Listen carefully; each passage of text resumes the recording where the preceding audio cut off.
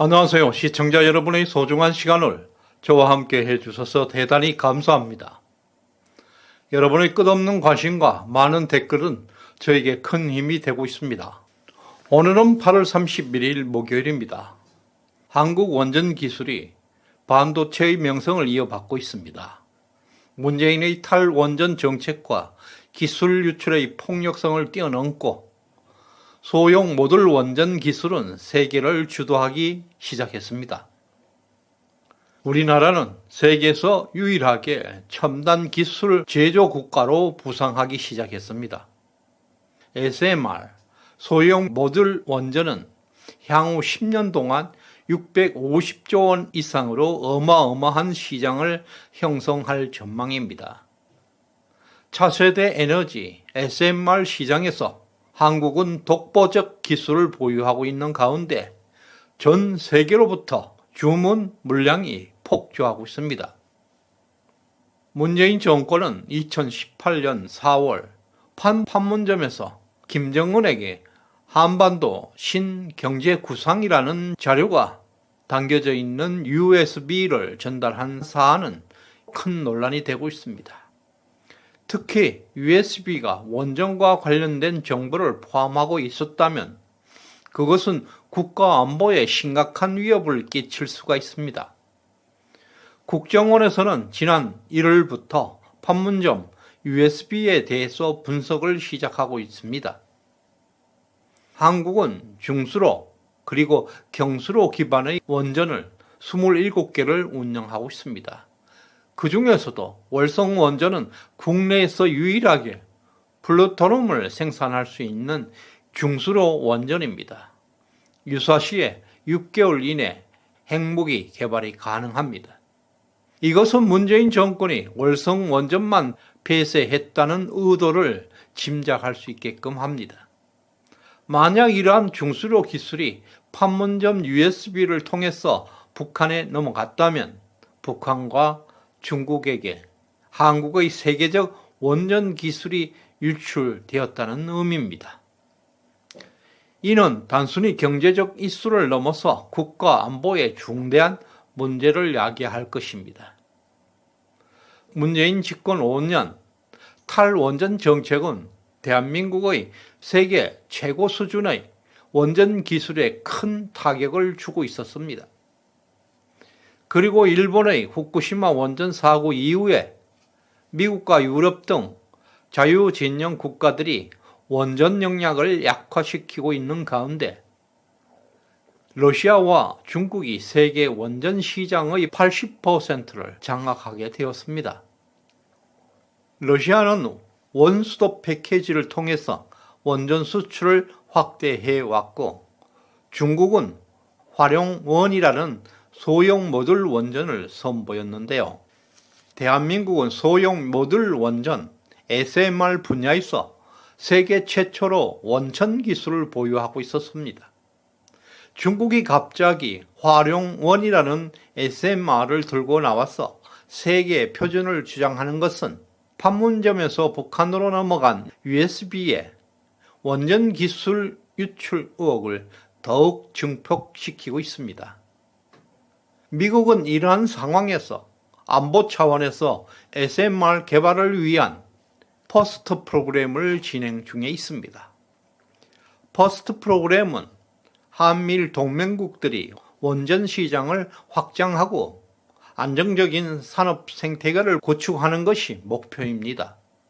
한미일 동맹이 강화되면서 헬리우 우라늄 농축 시설 건설에서 한국이 주도적인 역할을 할 수 있게 될 전망입니다. 특히 세계 최고의 제조 강국이었던 독일과 일본이 다소 주춤하는 사이에 한국은 원전과 방산, 항공, 우주, 기계 등 다양한 첨단 기술 분야에서 세계에서 유일하게 종합적인 제조 기술 능력을 발휘하고 있습니다. 이것은 윤석열 정부가 현재 어려운 경제 여건에서도 글로벌 중추국가로 성장이 가능하다고 자신하는 이유입니다.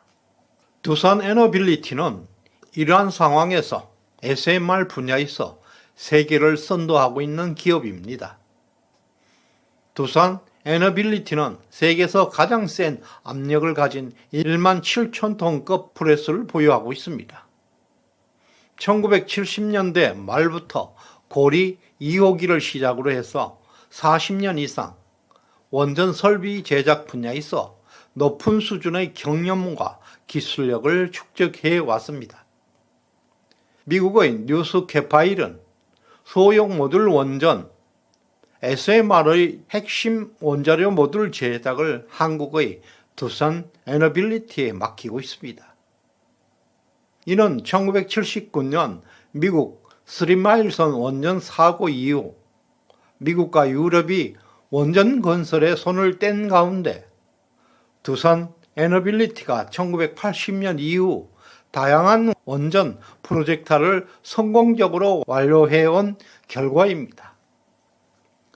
중국의 하이양 1호기와 산먼 1호기를 비롯해서 전 세계 도처에서 한국의 핵심 부품들을 사용하고 있습니다.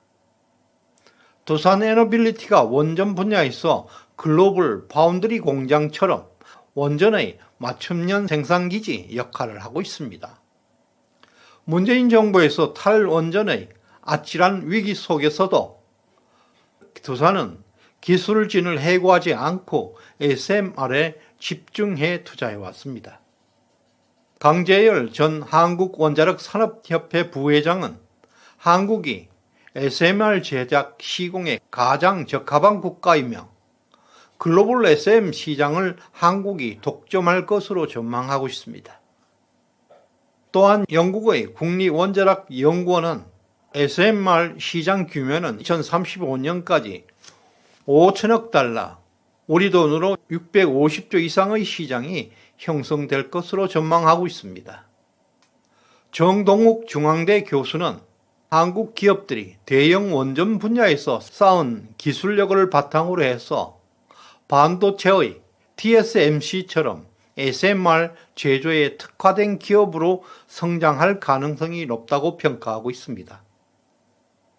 현재 삼성, SK, 현대차, 포스코, 한화, GS, 현대, 두산, DL 등 국내 대기업들은 일제히 소형 모듈 원전 SMR 산업에 진출하고 있습니다. 그리고 미국을 비롯해서 우크라이나, 인도네시아 등에서 진행되고 있는 SMR 프로젝트에도 참가하고 있습니다. 특히 두산 에너빌리티는 미국 아이다호에 건설되고 있는 뉴스스케일 SMR 부품 제작을 이미 제작을 하고 있습니다. 현대건설과 DLENC 등도 여러 국가의 SMR 프로젝트에 동시에 참여하고 있습니다. 또한 덴마크의 시보그와 캐나다의 원전 기업들이 국내 시공업체인 DLENC와 협력하고 있습니다. 그리고 전 세계적으로 한국의 원전 기술에 대한 인기가 폭발하고 있습니다. 한국은 원자력 분야에서 불가침의 세계를 만들고 있습니다.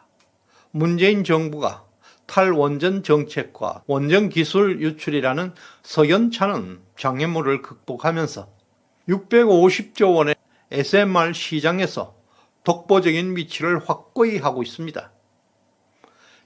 윤석열 정부가 집권 이후 많은 분야에서 국운이 몰려오고 있는 것을 실감하고 있습니다. 지금 세계는 대한민국에게 많은 것을 의존하고 있습니다. 문재인이가 그토록 파괴하려 했던 원전 산업이 지금 대한민국의 최고의 미래 먹거리가 되고 있습니다. 기술 강국이 이제 대한민국의 상징으로 자리 잡고 있습니다. 오늘 후원해 주신 박 선생님 진심으로 감사드립니다. 끝까지 시청해 주셔서 감사합니다.